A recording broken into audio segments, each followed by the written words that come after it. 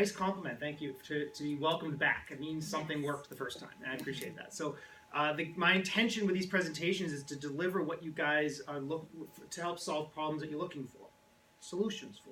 So, in a very short amount of time, I can cover a tremendous amount of information and make you all pretty overwhelmed, right?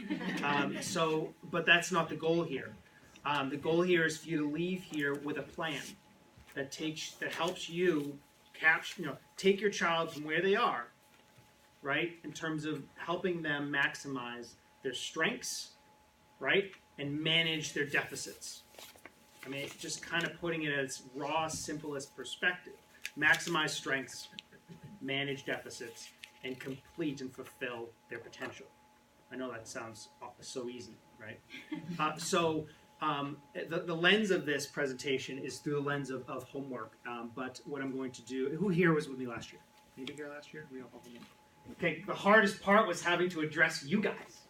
Because I knew you'd be here, and I had to figure out how to address people that were here last year and take something, and make it different. But at the same time, I have to address some of the foundational, I have to give us all the same perspective on the challenges, so that when I'm talking about strategies and what to do, you're coming at those strategies with a foundation that I need you to, okay? So I have to kind of build you from the ground up, and I got to do a little bit of a knowledge transfer before I start throwing you strategies and what to really do differently. The big difference in this presentation, I'm going to drill into problem solving and metacognitive skill development, okay, which we didn't really address too much. But from a parent perspective, that's not easy to do. It takes a tremendous amount of awareness and conscientiousness to start to help our children problem solve very differently. Okay, so but that's one of the kind of the shifts in my presentation that I feel like is going to be really powerful, but I want to get to there. So, so those that don't know me, I come at this professionally and personally, as a dad, as a husband.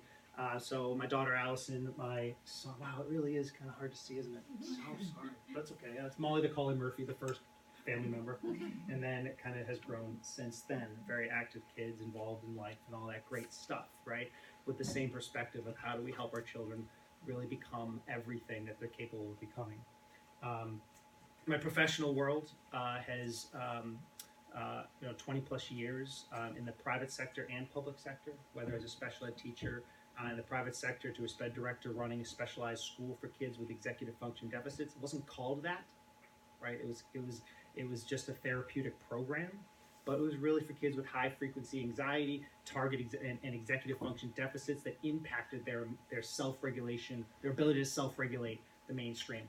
And that's how they got to me. So that experience, and then after getting my doctorate, I decided what do I want to do with my free time. So I started to try what I know with the families out there, and started a private practice that takes interventions into the home and works systemically and holistically on interventions and strategies to help families overcome challenges and fulfill meaningful life goals. So I'm just reflecting. You're having a hard time seeing anything I'm presenting. Okay. No, I'm fine. There's a nice comfy chair there. Okay. So So just kind of a little bit about, so my practice in the South Shore, but we kind of have coaches scattered about. It was just me, but I had a hard time saying no. So because I got full. So I said to myself, well, what can I do? I can try to find people that I can coach. So I find special ed teachers that have a heartbeat that I can train in what I do and how to do it.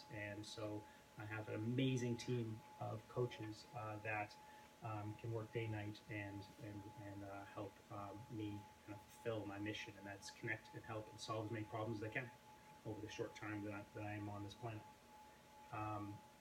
Who do we have here? Okay, so obviously you're here with a child in mind, I assume. You're not here necessarily just for yourself. So who do we have? Elementary parents. Okay, awesome. Okay, middle school parents. Okay, high school parents. Oh, wow, okay. It's different. College. Okay, in the middle, and high school is kind of like, oh, I feel like I'm both, right? Because it's right now, the game right now is college readiness, right? So that's so real and so palatable that it's everything. So I try to bring interventions on all levels because I just know I'll have an eclectic audience. From who here has children on an IEP? Okay. Who has children on a 504? Okay, awesome. And who here is just neither? Okay, awesome. This presentation is irrelevant to what the diagnosis is, like you heard me say when you first started, right? It's helping us see our children through an executive function lens and help them maximize their potential. So a little bit of the overview. I'm not going to. This is again, if you're following slides. So I'm going to hit on all these points, really drilling down into the skills required to maximize potential and minimize and manage the deficits that may be symptomatic, right? Really symptomatic in preventing meaningful life outcomes. Homework obviously being a focal point because it's their most important responsibilities. But as I get into this, so let's just frame something out. I'm going to do a little bit of kind of framing out and conceptually starting to see how this all comes together. So why the homework battles? Well, we all know this. Homework is like a stepping stone, right? If I can do homework, I can study. If I can study, I can learn. I can self-teach, right? And if I can do those two things, I'm proving college readiness. I'm proving my own internal ability to learn independent of external factors, right? And homework is really that foundation of skills around time management, around task initiation, around organization, and around task completion, right? It's also the skills of reading and writing. But homework, you can't study first. You have to really get into this routine of just sitting down and completing tasks, which is why we call it homework. We don't call it studying quite yet until they get to middle school, high school, and then we start to shift that mindset because college is not about homework. College is about studying. Life's about studying. Okay, so let's look at homework from let's kind of get a perspective on what homework is. Homework is really an extension of responsibilities, right? Not only the school's responsibilities, probably the child's because they have their own, they see themselves wanting to be able to do homework, but it's also an extension of your expectations. Your expectation is that they're a student, whether they want to be or not, right? Their expectation is that you're doing homework, but there's other expectations that we can talk about that, right? And we can also say, how do we start to, as adults, how do we manage our own expectations? Well, we create something called routines, right? And routines is where we start to shape our life into meaningful categories, right? Into meaningful habits around our own expectations or the expectations of external figures like a boss or a teacher or a parent. What are some other expectations that we all know are pretty typical? Chores, right? What is homework? Homework's a chore, right? But there's other chores that we can start to conceptually grab a hold of as skill development opportunities that I want us to be very focused on during the rest of this presentation.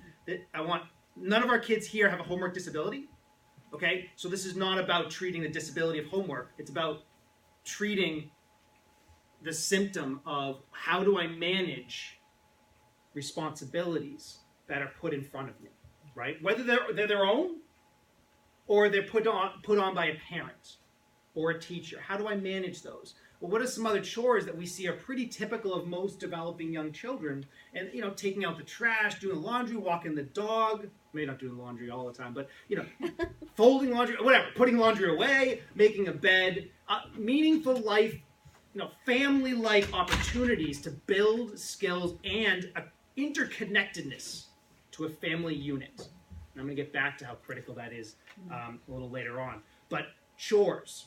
I talk a lot about chores. Homework is just another kind of chore, but it's the role of a student. I have a role of a son or a daughter, and there's chores that go with that role as well. But we can also look at routines and how we shape commitments in routines. Right? So we have routines kind of guide the decision-making process through our life and the life of our kids. We want to start to see, so there's commitments. Well, what are commitments? Commitments have a time and space.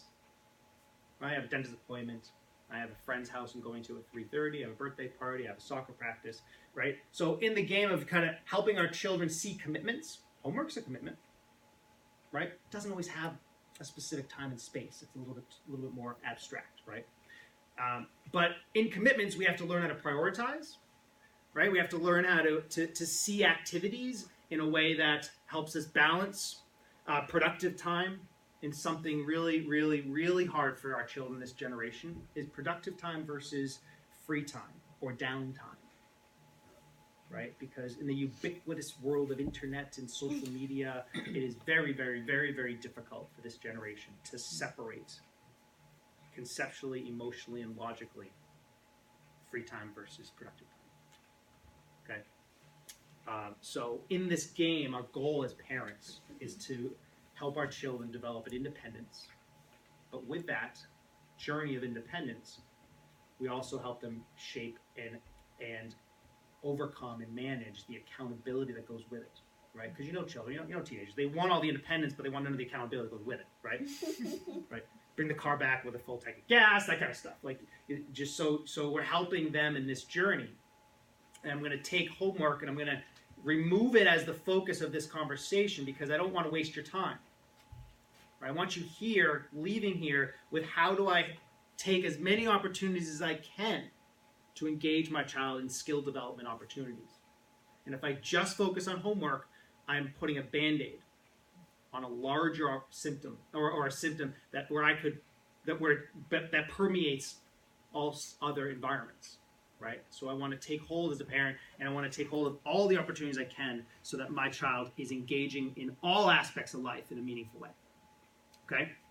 So, but let's frame out deficits for a second. Okay? Deficits in the context of what I talk about is think of it as eyeglasses.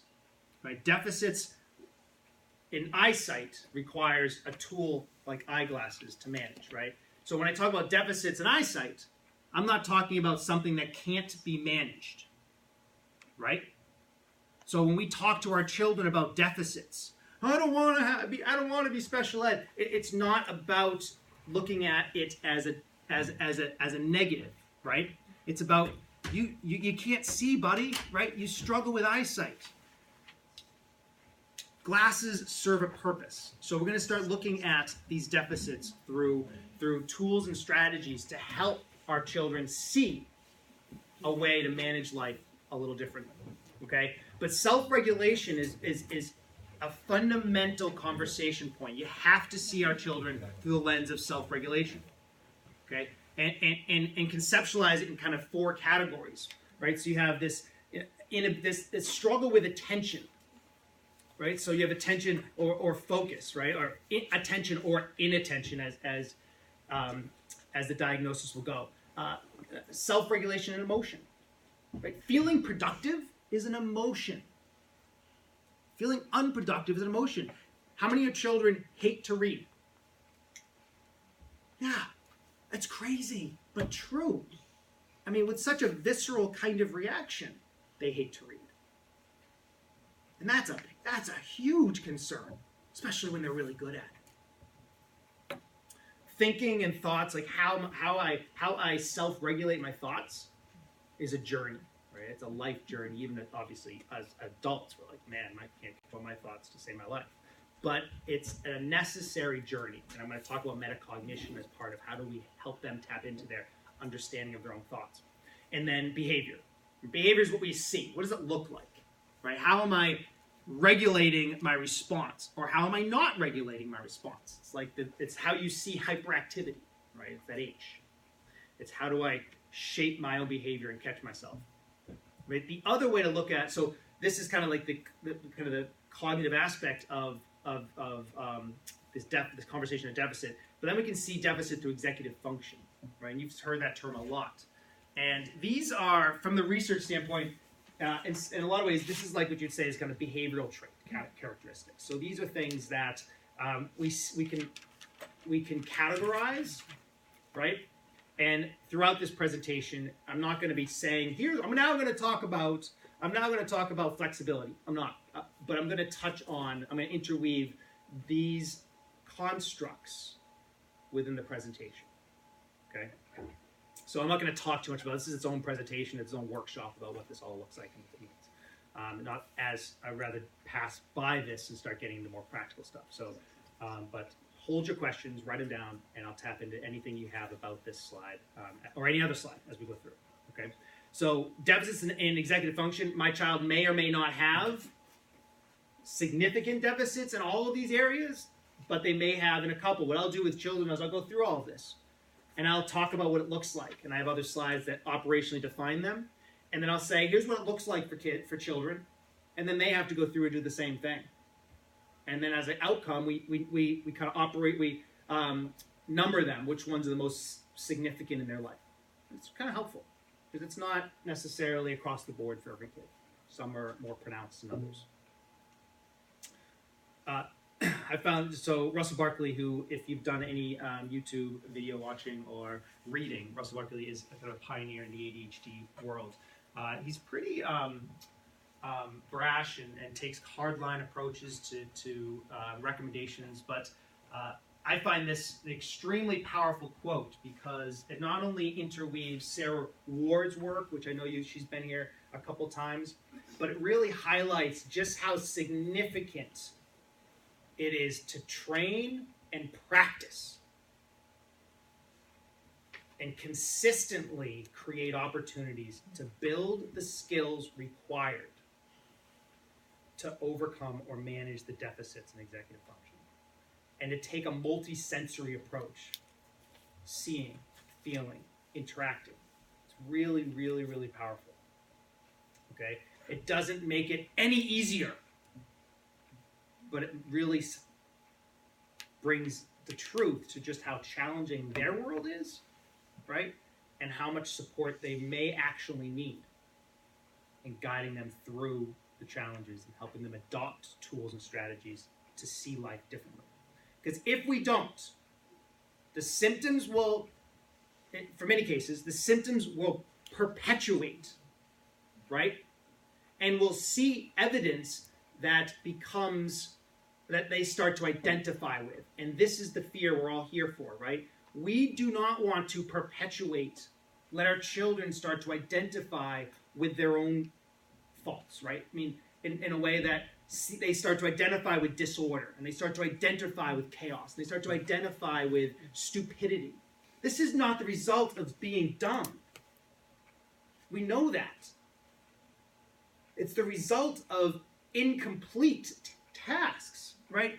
Disorganization in managing a long-term project had nothing to do with intelligence or capabilities. Give him a test. He'll ace it. Right? Because they are learning. It's just they may not be performing in all categories, and the results can sometimes be pretty damaging emotionally, right? The symptoms can feel pretty awful. And most kids with executive function deficit or ADHD, they get their ass kicked every day. They go into school every day, right? And they get reminded every day, multiple times, that they got some things wrong, right? School doesn't come easy. Life doesn't come easy. They have to grind it out. And I typically pat them on the back every morning they walk out that door to take it on again. That takes some grit. Just no one tells them that, right? No one helps them see that. But that's where the gift of ADHD truly exists, right? It's the grittiness of managing the chaos of life and pretending like it all is rosy, meaning they're amazing kids with a great personality, great energy, big hearts, right? And they continue to persevere with symptoms like that, or symptoms like that, or symptoms like that, right? But this is the game we're trying to help them reorganize and reshape. They're good at this, meaning they may have a tendency to be okay with disorder. And that's not a bad thing, right? Because they're not that stressed about life all the time, right? I mean, they can walk into this room, be just fine. You, on the other hand, me, I mean, I can't even go in that room anymore. Like, I got to find a new room, right? So it's helping them see their way through routines to build an ability, to build a self-identity with another way. That's it. And give them options in life. Okay? So, It gets worse, unfortunately, for this generation. It was easier for us to self-regulate. Okay? Let's just imagine all of us here are undiagnosed ADHD, right? But when we were kids, it was easier to self-regulate. Did you have social media in your bedroom? And could you go on and chat with anybody at any time? Could you go onto YouTube and just crush through some video clips instead of writing your paper? No. So it's just that much worse. And research is starting to come out that is. Can you guys see this? Oh, brutal. Excuse me, is this on your website? This Yes. slide deck? Yeah. Well, Great. so yeah, you can log in to my website. I can pass this around so you guys can just log in, and the slide. You can just log in and just download it. This is a summary of the slides I'm about to show. So the trends, there's so many interesting trends.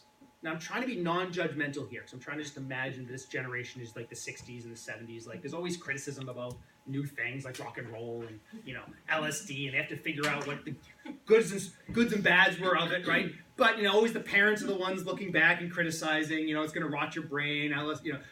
Rock and roll's for crazy people. But I'm trying to be non-judgmental in this, but it's shocking, the trends, right? So over 80% of children, what's the age on this? 14 or over, have a smartphone. You've crossed a critical mass, which now you're starting to shape cultural norms, right? And you're seeing it play out in your children. There's been such a significant, look at this decrease in kids that actually want to get their license. What was a milestone when we were kids? A license. Like, it is non-existent. It's just the give-a-shit factor about that significant milestone is not really there. Not really there.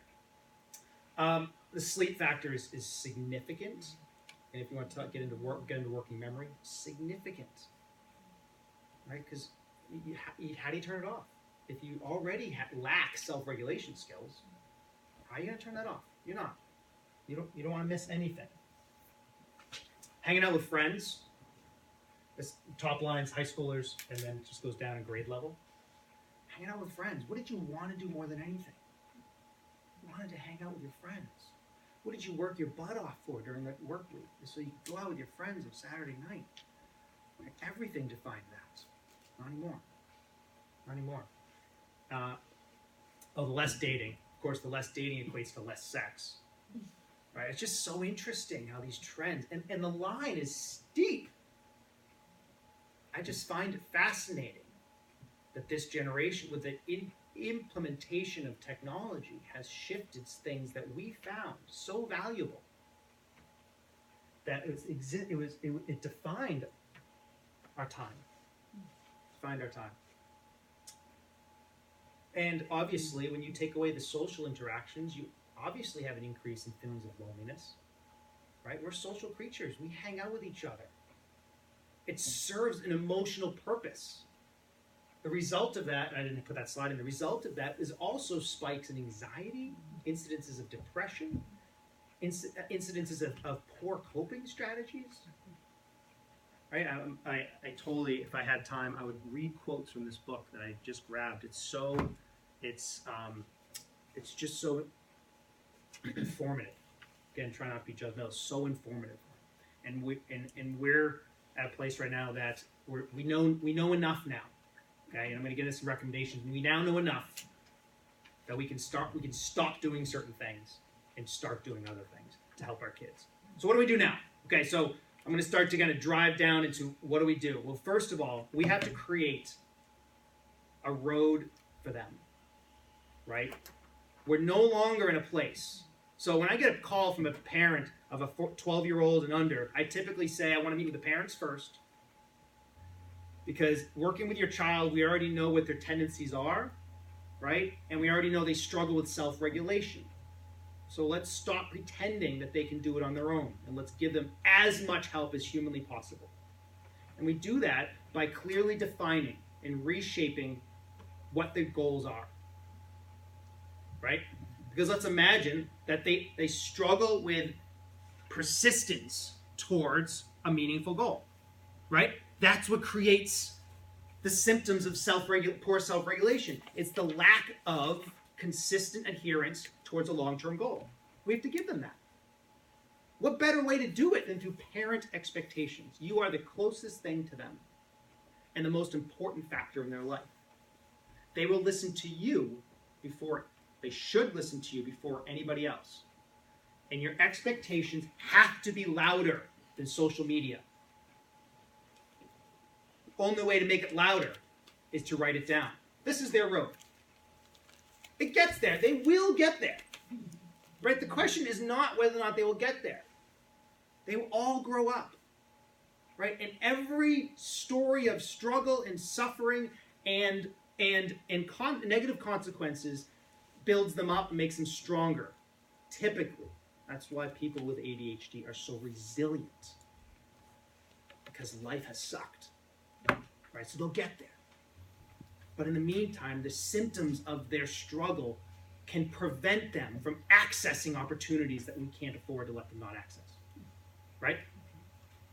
So we want to define what their road is and put it in writing.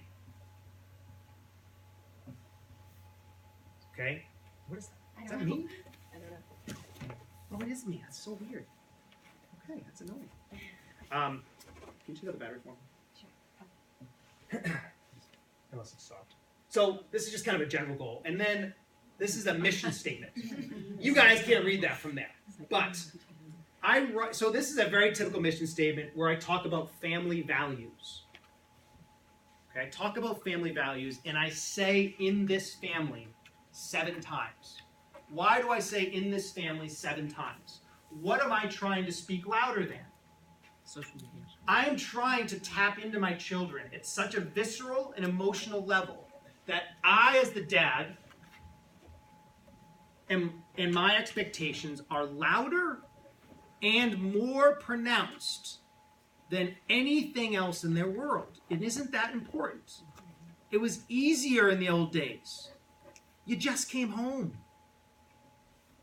But there's too many distractions to prevent them from seeing through your eyes. Right? And when you struggle with self-regulation, you're not even going to see through their eyes as clearly anyways. So you write it down, and by the way, this is, again, online, you can copy and paste it. It's pretty standard. I talk about expectations around 100% homework completion. There is no reason any child should not get 100% homework completion. It's nice for them to know that you believe they can. Right? Because they may not believe that anymore.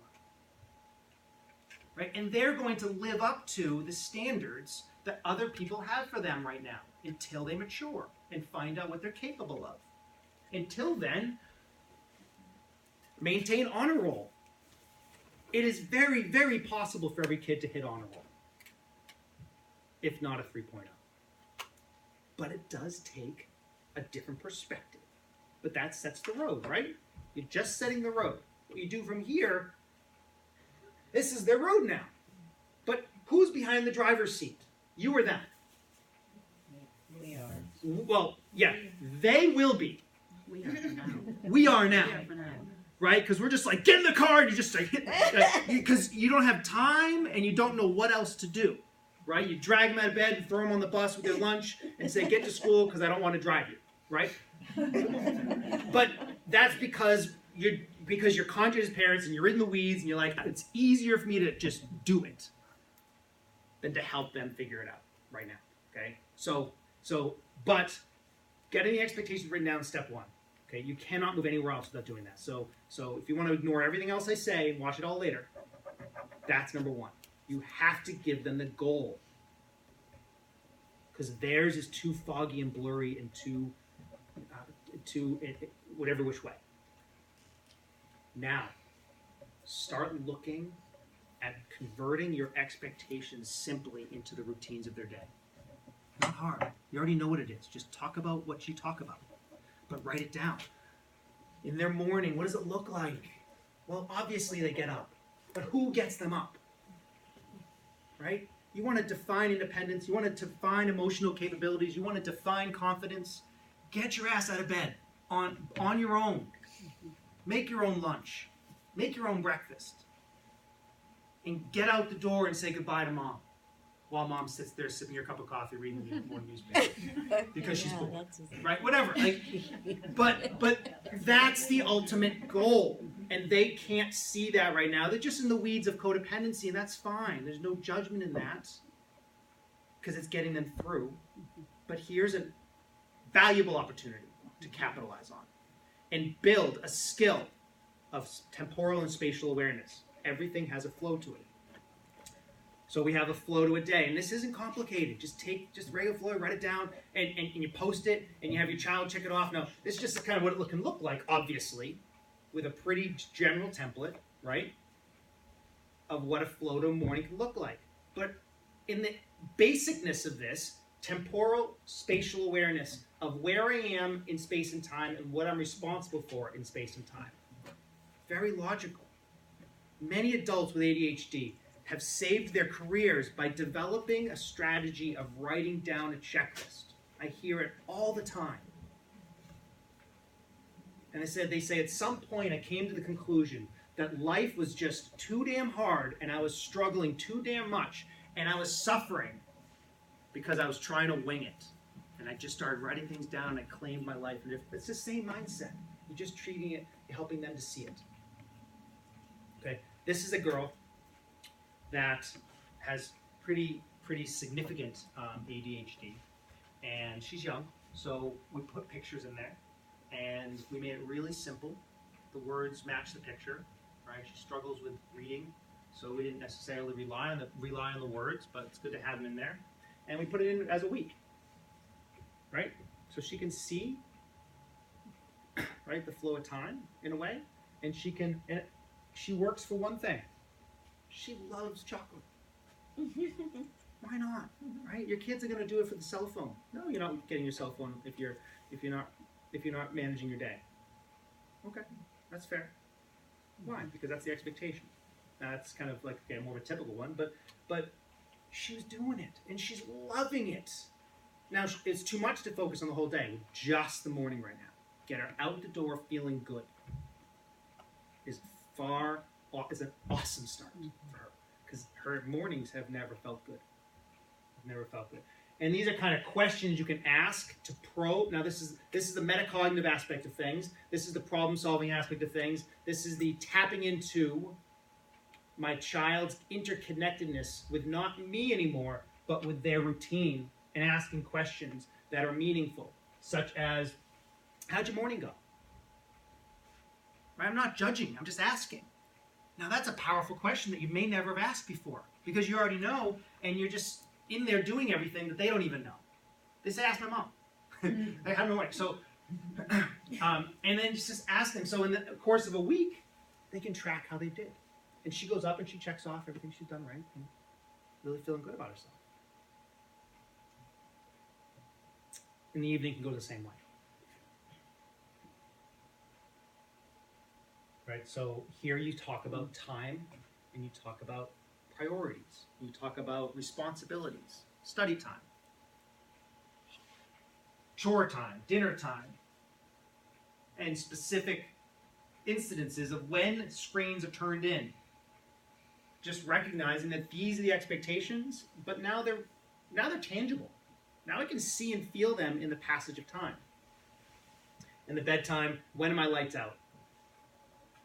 Usually in relation to homework being done and things like that, or age level. It all depends. That time is not the same for elementary school. Keep in mind, I'm moving fast because I have a lot to get through. Keep your questions down. Write your questions down, okay? Because I'm going to cover right now. I'm just going through different time periods of routines, right? So when you talk about study time, this is where homework takes place.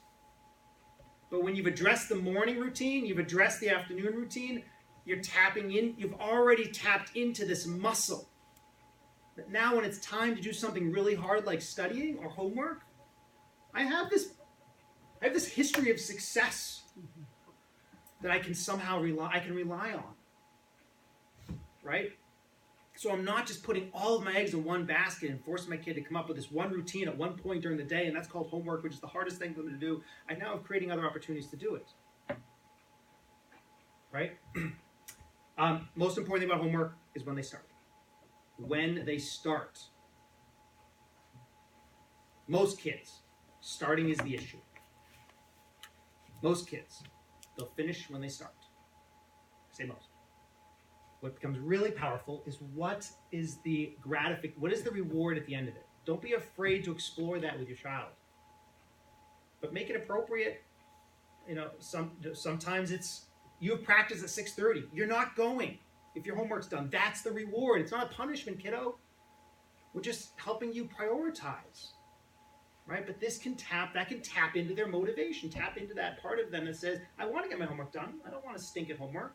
And now I have the reward at the end of it, which is called going to practice, which is, again, you know, the privilege that you're on. So you can have a really valuable conversation around that to help them through that. And you know why homework can be so hard for a lot of kids? You probably do. Working memory. Many children, by the time they get to homework time of the day, they're tapped out. Right? Their emotions are high, their energy's low, and their capacity for problem solving is non-existent, which is why you have temper tantrums, which is why you have meltdowns, and why everybody walks on eggshells, because they don't want to set their kid off kind of scenarios, right? Working memory is just non-existent. There are ways to rebuild it, and we'll talk about that, but that's why study time or homework time can be just so very difficult. And you'll hear me talk about pushing back at the school to say, you know, the symptoms are just too great at home for us to tackle them. Right? My child feels like crap, and I'm tired of her feeling so awful about herself during this time of the night. It's not worth the emotional damage. Push back on the school and come up with another plan. Versus get them a time to start, reinforce that time, right? Start with the easiest thing first, move to the second hardest, move to the hardest thing. Work in a common area. I want to see you working. It's called proximity control. It's the most powerful teaching tool ever invented. Use it at home, but be positive in your influence while you're there, right? Don't be the nagging parent, because then you just make it worse. Right? Come up with a language of help. What do you want me to say to check in with you? If you need help, what can you say? If you ask for help 3 times, what's a good reward for that? Whatever. Just start having fun with the positiveness of getting through it. Okay? Weekend, same thing. You know, most homework doesn't get passed in on Mondays. You know why? There's no plan. Right? There's no plan. Right? By Sunday night, there's just no time left. So very little gets done. So on Friday night, your time to check in. I want to check in on how the week went, and I'll show you how to do that. And I want to talk about the weekend. Prioritize. Teach them that language. Teach them the temporal and spatial awareness of prioritizing what do I need to get done and what do I want to do? What's my free time? And starting to compartmentalize that over a weekend is a powerful opportunity that you can't ignore. Because you already know they are. Right? And it's not life fulfilling if you ignore that. Okay? Sunday night's a time to check on the week. Sit down, look at the week ahead. What's going on this week? What's going on this week? And I'll show you how to do that too. So here's more of an adult version, or more of a typical version of what a routine can look like from start to finish. And I have a template on my website. You can find it pretty easily and just plug it in. Right? And sit down with your kids. I do this with the kids. You know, you sit down and walk this out with them. It's transformative, honestly. For some kids, as soon as you do this, so much changes. Their interconnectedness with this gets away from the interconnectedness with you, which is again part of that shift. We want to get out. You want to get out of your head, get out of that codependency or whatever, that learned helplessness that may be symptomatic of your involvement, and give them a roadmap. Right? But here's what I had a parent ask. Yeah, I do that, but my kid doesn't do anything still.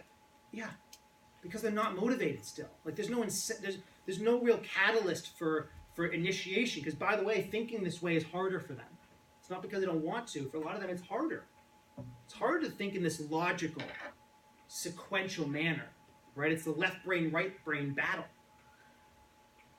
So you have to say, how do I initiate this momentum for them? How do I get them out of their seat, acting more than I do? Right? And part of what you have to do first, this is kind of back to the screen, world is you have to reclaim. You have to just simply take back everything. Now, what is everything? I don't know. Do an interest inventory for your child. Okay, whatever their interests are, that's the stuff you want to reclaim, and you want to use as a very powerful teaching tool to discriminate privileges versus rights.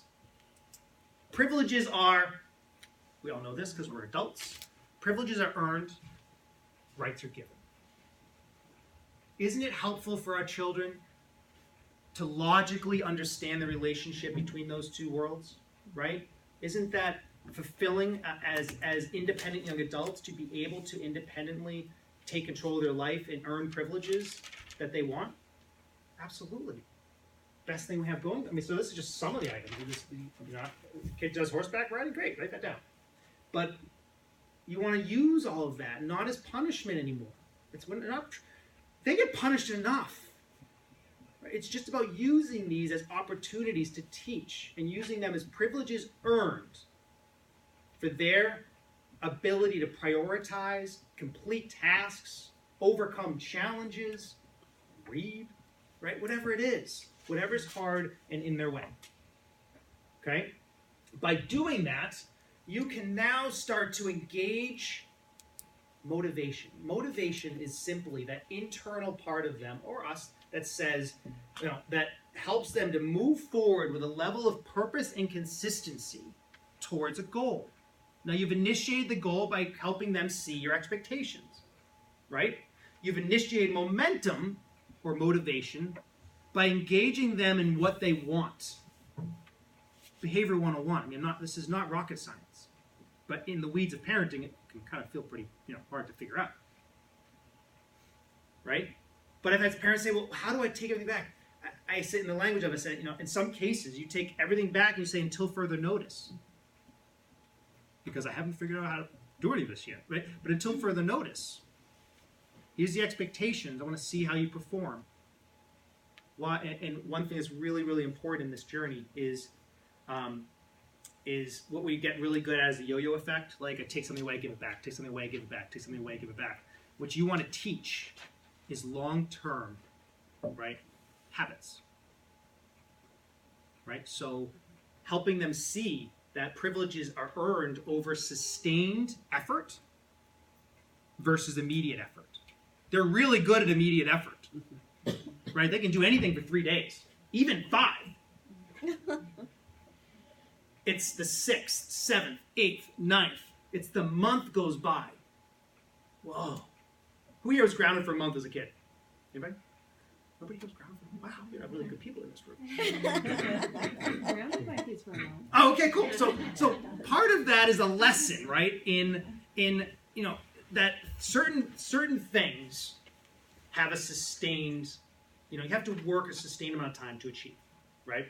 So it's okay for us to tap into that and use these privileges as opportunities and take control.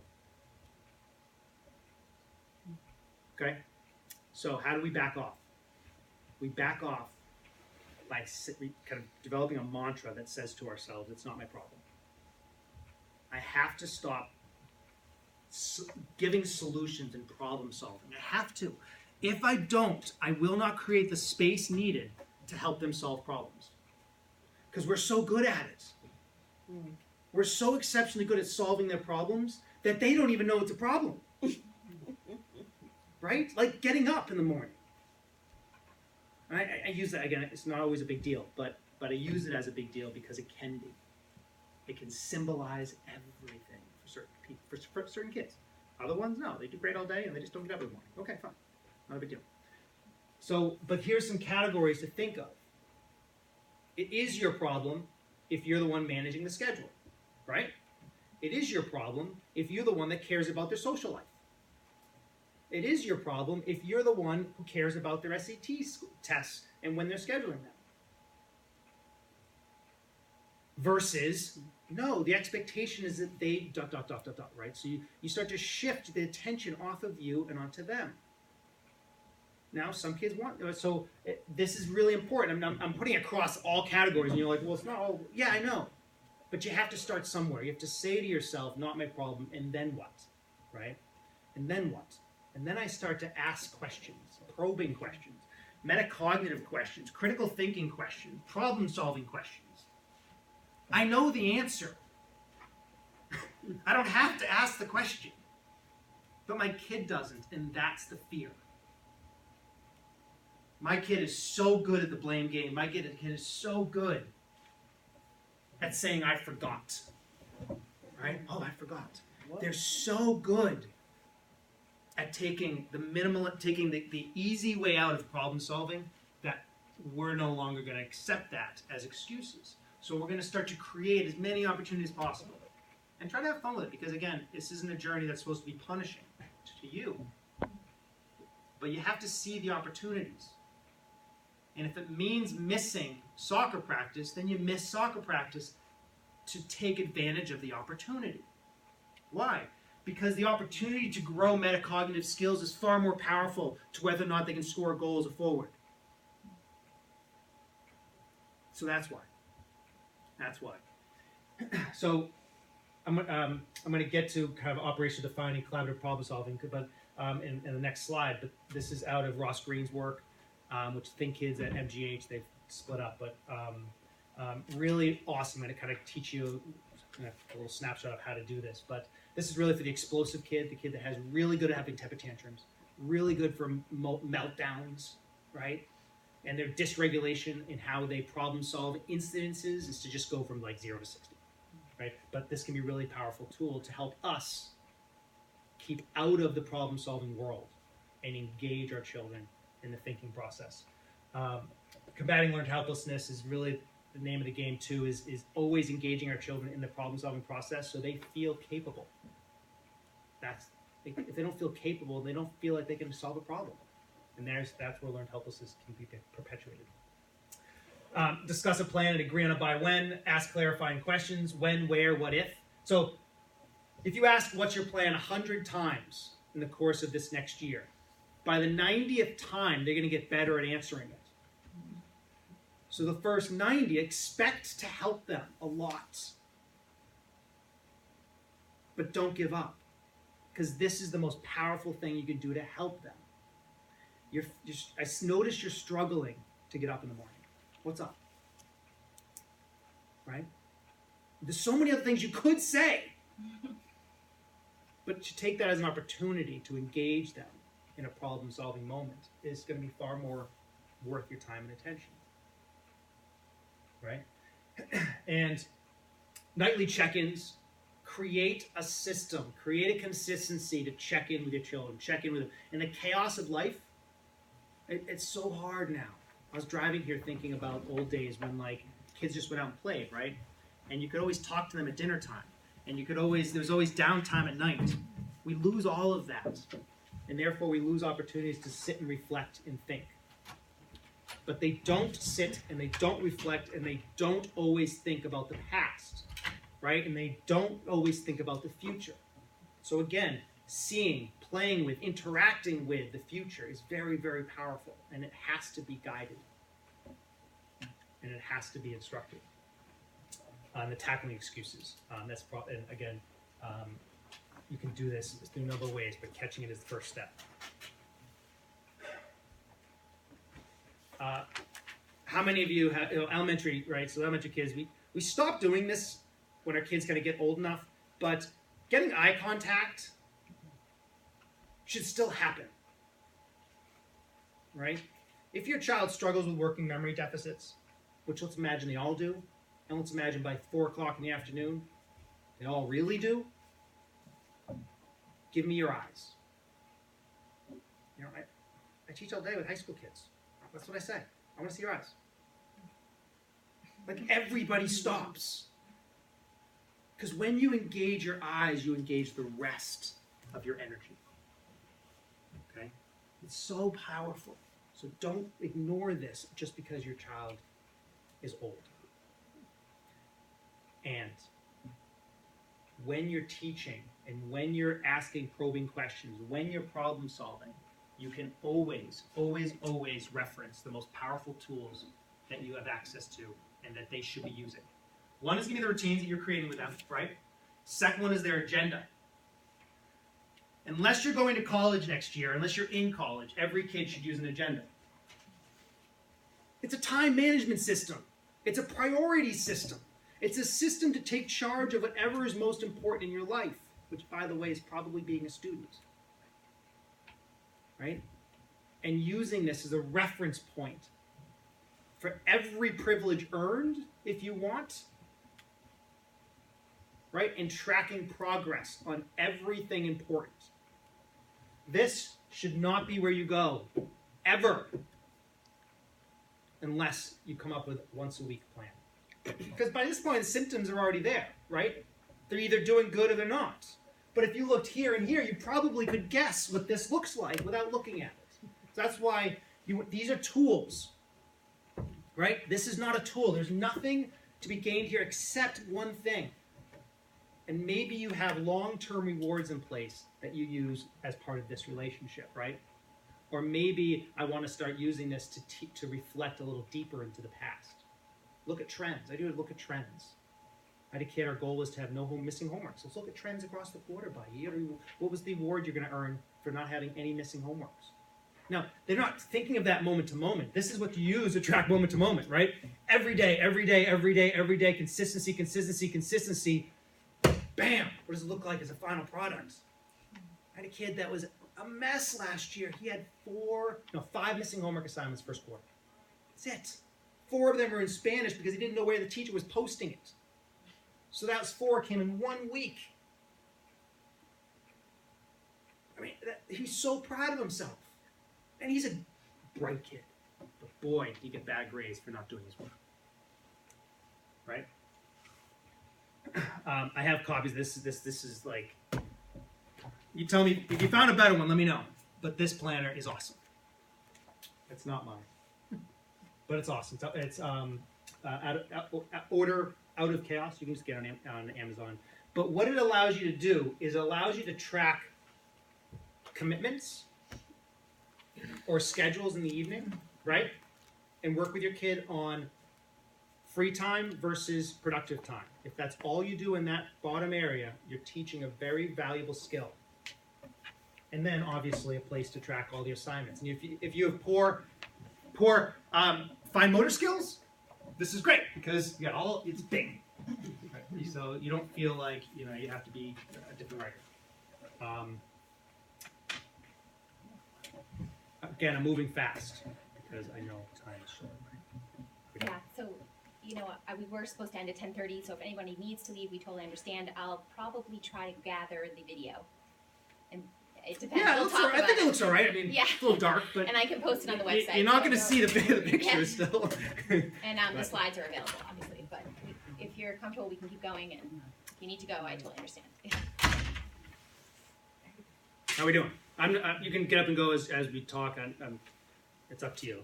If you feel like this is valuable and you want to finish, I don't have much more to go, but I'm going to get into problem solving and some other factors of problem solving that may be helpful. Are we okay? Okay. Can I ask a question? Yeah. Especially as people are going out the door that may aid what's happening next. Can you describe working memory so that I and others can understand how it works with an ADD kid? Yes. So working memory is one's ability to manage a series of tasks in their head. So I want you to go upstairs, get dressed, brush your teeth, feed the dog, make your lunch, and get out to the car. And this is short term, like... That's a working memory scenario. Yep. Yeah, that's short term. Okay? That's it. Okay. Think of it as a student, first block, second block, third block, fourth block, fifth block. Every block, my working memory gets weaker and weaker. By the last block of the day, guess how hard it is to learn? Well, Right? it's like a muscle, you just exhausted. You do. I think of it as a gas tank. Yep. You start the morning off pretty full. But if you already have weak working memory, you may be working at half tank to start the day. stress can exacerbate, right? Can make it worse. And exercise can make it better. And lack of sleep can make it worse. And diet. So, good question. Sorry, I should have done that. I actually didn't know that, but my ADD daughter who flames out big time, I just say, tiny tasks. I'm going to give you one thing to do. You have 5 minutes to do it and come find me. Great. And it's the only way to survive. Yeah. Yeah. If she's in the mood to be forgotten. Yeah. Yeah. Versus, yeah, when it is at that level, you can decide to make it worse by giving them significant demands, or you can recognize that they're really tapped out. And why am I pushing the envelope at that point? And you can shut down this next question that's partially related. Right. So the idea of, do the work and get a reward. There's a cause and effect that you have to be cognitively involved in your life, and that your actions result in a reward. Like you can't go to soccer, or you're not going to be able to drive, et cetera, et cetera. I've noticed that my daughter is almost unpunishable because she doesn't see that she's losing. Like she literally she acts like she could care less because she doesn't value it because it's an abstract thing. Yeah. It's not tangible enough. It's not immediate enough. Is that what you mean? Yeah, it's crazy. Yeah. Yeah. Yeah. So some behaviors would say you have to collapse the time and space of that, but that just makes it, so intermittent rewards versus like 3 minutes on, 2 minutes off. So you start to work her strengths, right? Her strength is she can attend, but you don't push it past a point where it's not going to work for her. Versus 4 o'clock in the afternoon, if she's tapped out. Versus, so there's certain kids, they go home and you want no demands the rest of the day. It's like, let your kid just chill. Or, you want something for them to do, meaning we'll go for a walk, we'll go for exercise, we'll do things as opposed to sitting on your computer. But, like, demands, you want to really control. Or if you have to do something, you teach it, or you make it collaborative, or you make it really high reward. So that, just recognizing that to make it through a day can be hard enough.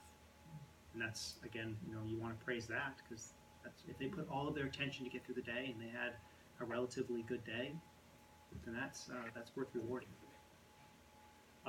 Proactive problem solving, or collaborative and proactive solutions, which is, again, the work from Ross Green. If you have a child that really requires, like I said, has that kind of explosive tendencies, can really melt down easily, doing what I'm recommending can really help, but also creating opportunities to engage. And the first step is don't even go anywhere else until you empathize. Let your child know that I feel you, I understand where you're at, and I know this is hard. And the chaos of it, when you feel like it's your problem, you feel like your emotion is very different than if you feel like it's not your problem, right? The great teachers are the ones that connect with their kids and reach that kid that is a struggle, because they don't take it emotionally or personally, right? They just let their child connect with that child from where they are. Same thing. You have to connect with your child from where they are, and then start to work on strategies from where they are. Really, really, really important. Realizing that we're trying to build them up, not tear them down. Powerful example. If you have a chore for your child to do, and they do struggle with working memory, and they do struggle with task completion, meaning you send them into the kitchen 16 times, and the kitchen is still not clean, and you're tired of that perpetual cycle, so are they. What you can do is simply walk them into the kitchen, sit and have them look at the space. So see the space, right? And then walk through the steps with you. Tell me what you see. What does this look like when it's done? Just ask them probing questions to set them up for success. By doing this, most children can come up with the task that they would complete. So what they've done is you've helped them see the future, and you've helped them plan through the future in probably 3.5 minutes, which typically takes 30-minute cycle to do it any other way. And now you're promoting a positive interaction of problem-solving skills in a really meaningful, positive interaction, right? So they come up with a list, pretty straightforward. They've done this before. They know how to clean a kitchen. They just don't do it consistently the same time every time. But they can come up with, you can have a conversation. What are the 5 things you would do to tackle? What do you do first? You do second? Yeah. Okay, great. Yeah, sounds like a good plan. Check with me when you're done.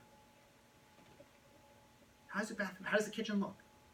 Did you look at your final product before you came and see me? Oh no, I didn't do that. Okay, go look and then come back. Like now you're at a very different level of coaching or training or skill building because you're not in the weeds. You're not saying what to do.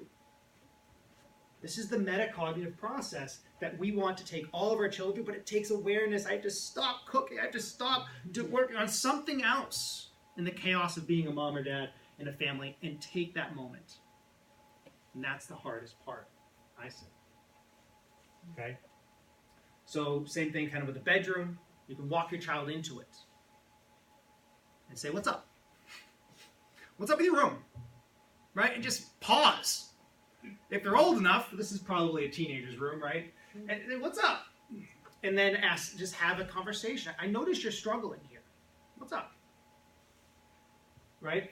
And then you can start to engage them in a collaborative problem solving of this environment. Now, the goal is to have it not get to be this bad, but whatever. If it does, you can at least help them talk their way out of it and process their way out of it. Or do it together. But doing this first is powerful.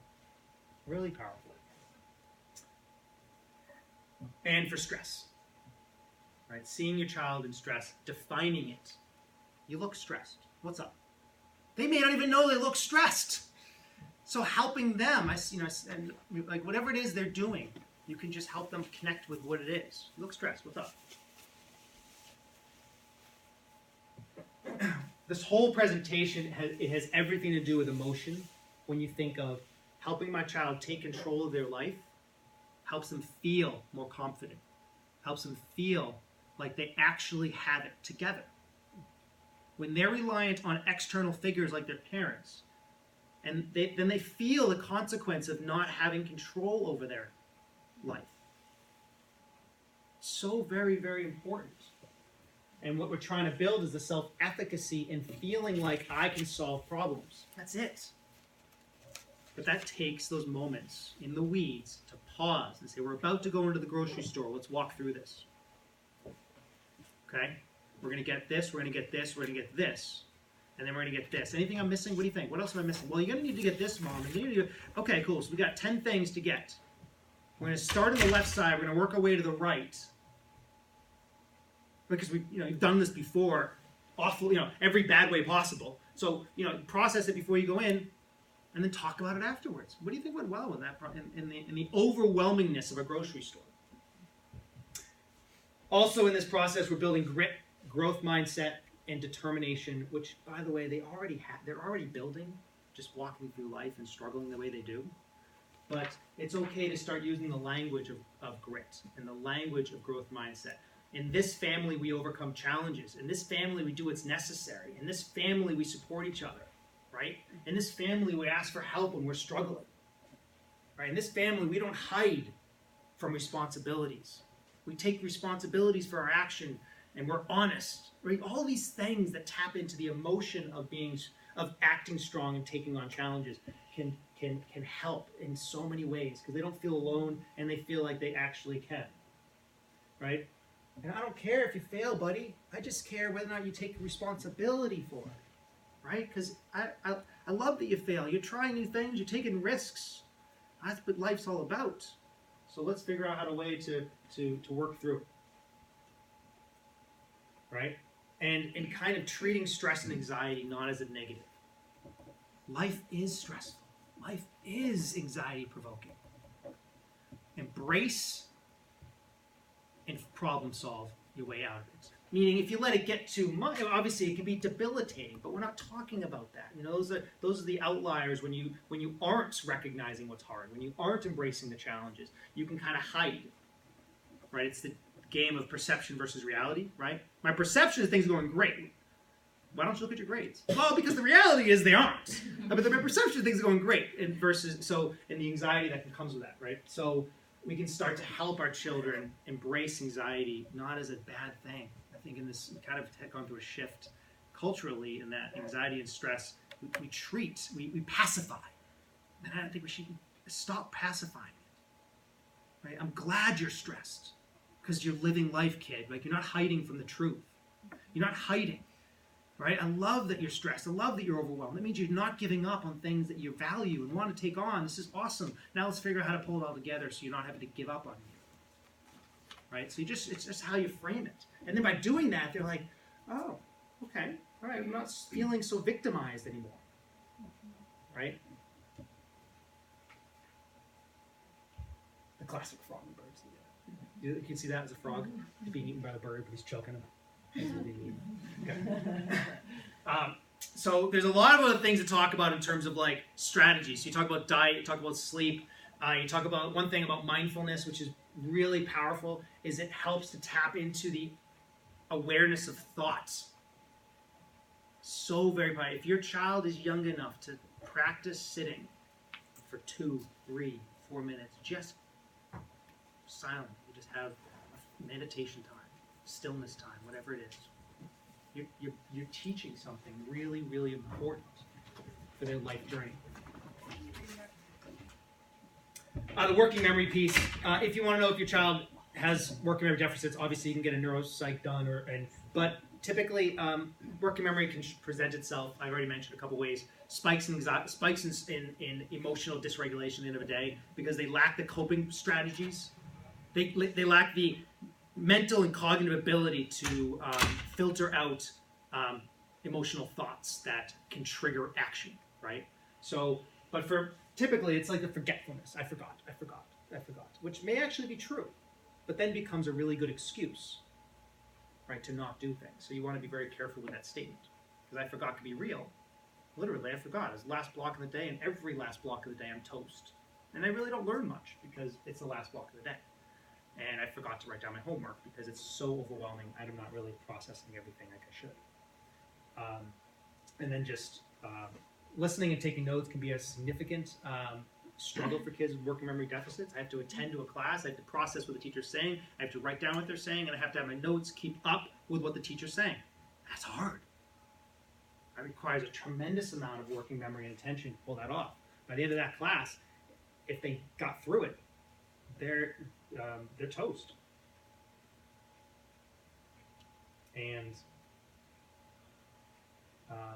by writing things down, by teaching them a checklist, by teaching them how to organize their day, by teaching them how to see life in a more predictable way, helps them to manage working memory, helps them to manage their stress, and helps them to see their life with more predictability. The more they can get out of their head and put on paper, the less pressure you're putting on working memory, which is important.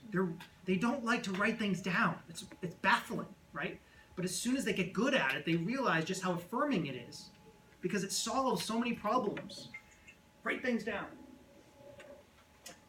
Daily exercise, research will say 30 minutes. You don't need to be in a 4-hour hockey tournament, right? 30 minutes can refuel working memory. Sleep, and a lot of children with working memory deficits require more time to do homework, and they're not given it. Significant problem. They want to do it. They run out of time. They're stressed through the roof because they're involved with too many things, whatever the factors are. I always say to the parent, you got to sit down with your kid and prioritize, right? Because if it takes too long to get homework done because of the working memory deficit, someone's got to give. The kid's the one that's suffering, and it, I think that's hard, really hard. That's it. I know it's a whirlwind. I'm sorry, but I try to look at everyone's attention to see how am I doing. Is everyone glazing over? Questions. So I can answer questions. I have time. Just a really quick one to add to that last slide. Yes. Only because hydration. Water. Yeah. Oh. The brain. Yes. The brain's like, I think the research says the brain's like 75% water. We're all walking around dehydrated. Oh yeah. So in here, the diet, right? What you eat matters. The water intake throughout the day. Yeah, especially for these kids. Yeah, so very important. Thank you for having that out. Yeah, you can turn that off. Thank you. Questions?